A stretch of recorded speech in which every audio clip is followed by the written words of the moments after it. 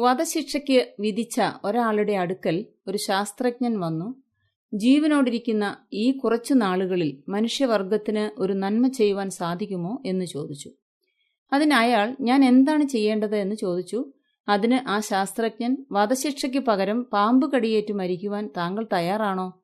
ഇത് എനിക്കൊരു പരീക്ഷണം നടത്തുവാനാണ് എന്ന് പറഞ്ഞു. എങ്ങനെയാണെങ്കിലും ഞാൻ മരിക്കും. മരിക്കുന്നതിന് മുൻപ് ആർക്കെങ്കിലും ഒരു ഉപകാരം ചെയ്തിട്ട് മരിക്കാം, അയാൾ ചിന്തിച്ചു. അയാൾ അതിന് സമ്മതം മൂളി. ഗവൺമെന്റും ഇതിന് അനുമതി കൊടുത്തു. സമ്മതപത്രത്തിൽ ഒപ്പും വെച്ചു. അങ്ങനെ ആ ദിവസം വന്നു. ആ ശാസ്ത്രജ്ഞൻ ഒരു ഭയങ്കര വിഷമുള്ള ഒരു പാമ്പിനെ അയാളെ കാണിച്ചു.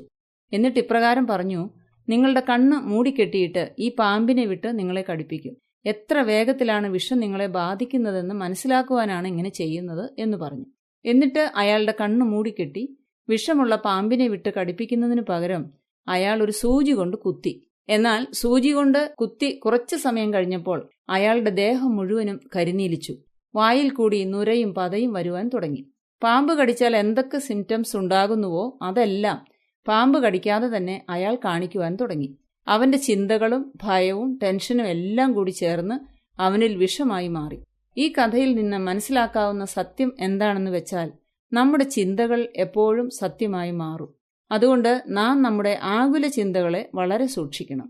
നാം നല്ല ചിന്തകൾ ഉള്ളവരായിരുന്നാൽ നമുക്ക് നല്ലത് മാത്രമേ സംഭവിക്കൂ.